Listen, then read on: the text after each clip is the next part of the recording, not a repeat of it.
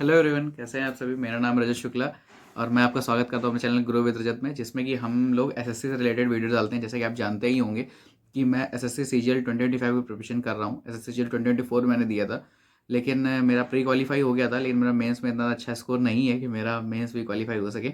इसलिए मैं अभी भी राह का मुसाफिर ही हूँ। तो इसलिए हम लोग, और सीजीएल 2025 मेरा सिलेक्शन ना होने के पीछे का मेजर रीज़न जो था वो था जीएस। तो आज हम लोग जीएस की ही बात करेंगे, क्योंकि जीएस में मेरा इतना मार्वलेस स्कोर आया था, इतना मार्वलेस स्कोर आया था, मतलब भाई सुना ही नहीं होगा आपने। मैं कह रहा आपने इतना अच्छा स्कोर आपने सुना ही नहीं होगा। तो इतना ज़्यादा अच्छा स्कोर था। तो उस अच्छे स्कोर को थोड़ा सा अच्छा करने के लिए हम लोग बात करेंगे। तो जोक सपाटे किनारे करते हैं, सीरियस होकर के बातें करते हैं। तो अपने पास जीएस में, जैसे कि आप पहले ही जानते हैं, अपने पास 6 टॉपिक होते हैं: polity, geography, history, economics, science. Science के अंदर पहले ही 3 टॉपिक होते हैं: बायो, केमिस्ट्री, फिजिक्स, स्ट्रेटेजी के। हाँ हाँ हाँ हाँ, मानना नहीं, मैं कह रहा करंट अफेयर्स भी होता है भाई, करंट अफेयर्स भी होता है। लेकिन करंट अफेयर्स का सीन क्या है ना कि करंट अफेयर्स एसएससी इस समय करंट अफेयर्स पूछ ही नहीं रहा है। एसएससी पूछ रहा है पास्ट के अफेयर्स, 2022 के, 2023 के, 2021 के। तो भाई उन्हें कैसे क्या करा सकता है? मेरे अकॉर्डिंग भाई मैं तो देखो नहीं कर सकता, क्योंकि मेरे साथ सीन है ना कि भाई अपने को मैथ भी पढ़ना है, अपने को रीजनिंग भी पढ़ना है, अपने को इंग्लिश भी पढ़ना है। मैथ बहुत ज़्यादा वास्ट है, इंग्लिश बहुत ज़्यादा वास्ट है, रीजनिंग में कुछ क्वेश्चन होते हैं एनालॉजी वगैरह जो फंसा ही देते हैं।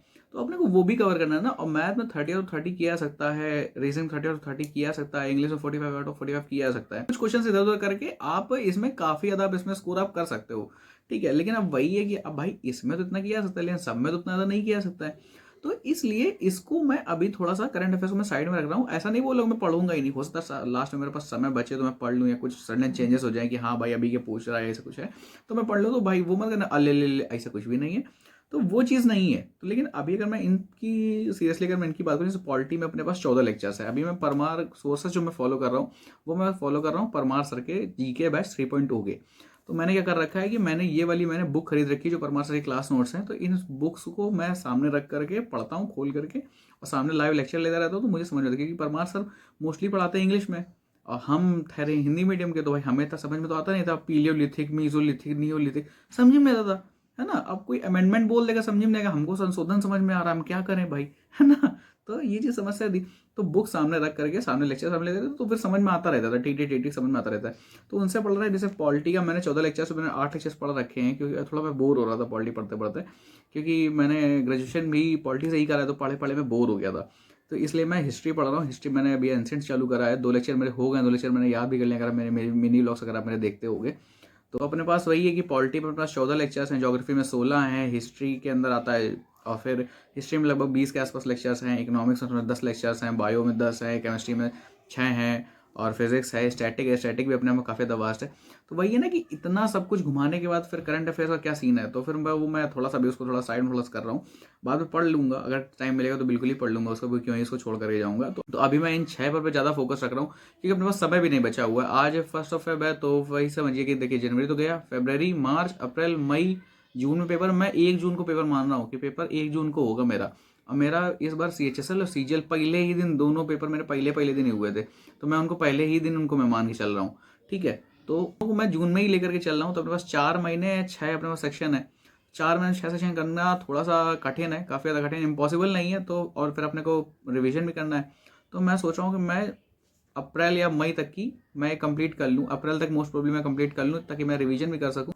अपने पास देखिए समय अपने पास लिमिटेड है, क्योंकि जनवरी गया, फरवरी, मार्च, अप्रैल, मई। तो मैं चाहता हूँ कि मई तक की मैं कर लूँ, क्योंकि 3 महीने में 6 सेक्शन करे जा सकते हैं। और फिर इसके बाद वही है ना कि मई भर में मैं रिवीजन कर लूँगा, जून में पेपर जून में दे दिया जाएगा। बाकी उस टाइम पर डिपेंड है। अभी तो मैं इन्हीं 6 को करने की पूरी पूरी उसमें फिरात में हूँ कि हाँ ठीक है। फिर इसका जो अलग सोर्स अपन फॉलो करने जाएंगे, जो कि होगा प्री के बाद, अभी नहीं। प्री के बाद ये जो टीचर है, मैंने आप जैसे मैंने आपको बताया था कि मैंने करियर वेल का मेंस का बैच ले रखा था 2024 के लिए। तो उसमें एक टीचर थे, मैं उन टीचर्स कभी पढ़ा नहीं हूँ, लेकिन उनके मुझे ये चीज़ अच्छी लगी थी कि 500 उन्होंने टॉपिक वाइज उन्होंने दे रखे थे। तो 500 क्वेश्चन पॉलिटी हो गए, 500 क्वेश्चन ज्योग्राफी हो गए, 500 हिस्ट्री हो गए। तो मैं उनके वो पीडीएफ सॉल्व करूँगा। अगर आपको चाहिए हो तो मुझे बता दीजिए, मैं आपको वो पीडीएफ भी दे दूंगा।